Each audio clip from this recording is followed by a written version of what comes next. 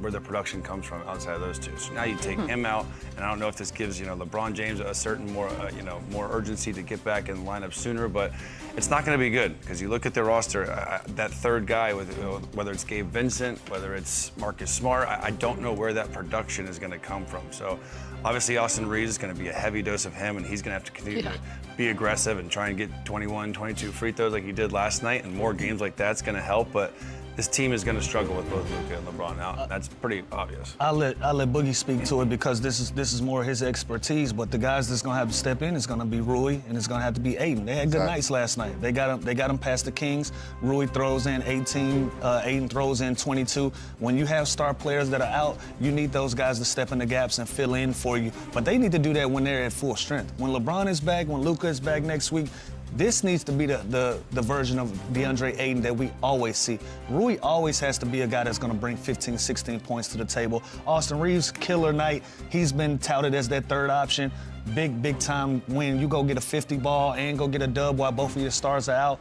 That should be encouraging to the Los Angeles Lakers and then moving forward. But I don't think this is nothing to really panic about. This is a week. This is probably 2 or 3 games. They survived last night. If they can get out of this 500, I think that's a good thing for them. Even better if they can stand in there and hold it down until those guys are back. I couldn't agree more. You took the words right out of my mouth, Lou. I'm gonna start this with Ayton. I think he showed up, and we did a whole segment of telling him all the things he needs to do right. Hey, we're gonna spend this time to tell you everything you did right. You were dominant. You were on the boards. You were a force in the paint. Your motor was going. You did all the correct things to be a factor in that game, and it showed. So outside of AR, being the headline story of that game, I think the key piece of that win was the big fella. He showed up that night. Yeah, listen, 22 and 15. If he's anywhere near that with those guys out, that's going to go, big time. Rui, 18 and 3. So they're going to have to get that. Gabe Vincent, again, I don't know. I have such high hopes for him after the preseason and what he did in Miami. 0 for 4 in 18 minutes last night. They got to get more from him. Now, where's Miami Gabe Vincent? He is that playmaker. He is the ball handler. Marcus Smart, it's not really his game anymore. And you look outside of that, Dalton Connect's barely getting minutes. Vanderbilt's not that guy offensively. So it's got to come from somewhere. And Gabe Vincent's the obvious guy. And 0 for 4 in 18 minutes just isn't going to cut it, especially with those guys out. I mean, even with Gabe Vincent not showing up to the level we've seen him at in Miami, I think those young guys on the team did their job. They did what they were supposed to do. And to go even deeper into it, I believe you want these guys' confidence high. They have the ability to win the game without their 2 best players on the floor. Yeah. You want your help, or your so-called help or role guys, to have that high confidence like Ayton did, like Rui did. You want them in high spirits, you want their confidence high, and you want them to have the confidence to know they can still go win a game without their stars being on the floor. That's what they displayed. Yeah, I guess when it comes to Gabe Vincent, it's a couple seasons now he just hadn't found a rhythm in this offense and a flow. Just be impactful. You don't got to go out there and be the dynamic scorer that you were in Miami, but just make impactful plays, be in the right positions on defense, turn yourself into a stopper, or say, you know what, I'm going to be the guy that's going to set the table up for everybody else, get some assists out of it. When you look at the numbers, they don't jump off the page, and this is a great opportunity for him to...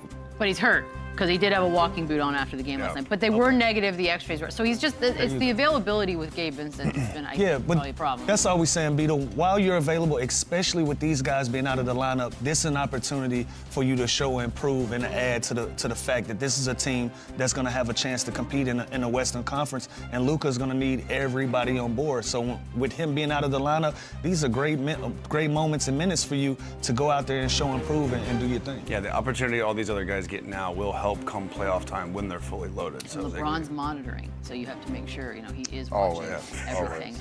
Stop me if you've heard this one before, but Luka, 92 points in his first 2 games, but the usage rate. This is where the deja vu kicks in, Chandler.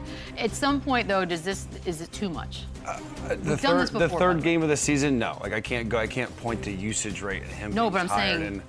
Again, when you look across the league, this happens all over the place with the Jalen Brunsons, with Luka. So again, I think there has to be a balance. There's going to be some certain rest nights. That's why the minutes that these other guys, like Gabe Vincent, get are extremely important to offload the workload that Luka has. He's always going to have the ball in his hands. He's such a ball-dominant guard. He gets everybody involved. The offense runs through him. Now they're going to do that with Austin Reaves this week, but the usage rate is high, but also he is one of the most elite playmakers in the world. It should be high. I mean, what is the usage rate though? He's playing 35 minutes a game. And it's the third game of the year. Like, Yeah, he's two games He's playing in. 35. He's hurt. playing 35 minutes a game. That's They're minor what injuries. That's about around the minute average that you want your superstars to play.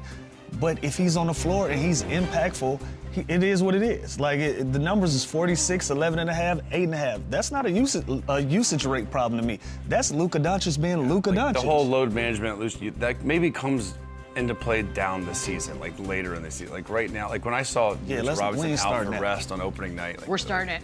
It's just a crazy, like, so I don't know if it's the terminology or what, but like the usage rate should be high. That's not that's impact to me. He's a top 3 player in the world. It's going to be high. That's impact. Again, he's playing 35. He's playing about 35 minutes a game. He's about to get a week off with the injuries that he has. But if he's going to be impactful on the floor and every time down the floor, he's making a play, whether he's scoring a basketball or facilitating for somebody else, that's not a usage rate for me. That's why you have somebody that's as spectacular as a Luka on your team to be impactful. It's just, I get it. It's like it's a thing because he's hurt now, and it's like you point to that. Where's like, his finger? Like, But I don't correlate Come on, these man. injuries with his. it happened for the guy that played 6 minutes. So it's part of the game. It's a finger injury. Yeah, these injuries don't really correlate with the usage rate. I mean, it's a sprained finger and it's a contusion, which is a bruise. Like those are more like bumps and bruises. So to try to blame it on usage 2-3 games into the season, that's a little silly. No, we'll check back in and like. Yeah, let's talk about this game 25. Then I'd be 30. concerned. But Yeah, no. but as of right now, I think also-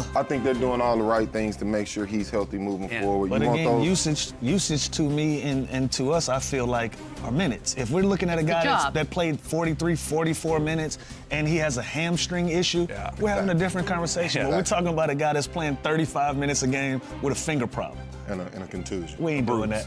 We ain't doing that. Hey, we're not doing Bumps that. and bruises, man. Doing it in February. Come back then.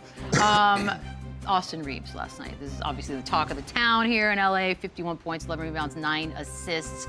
He was the dude.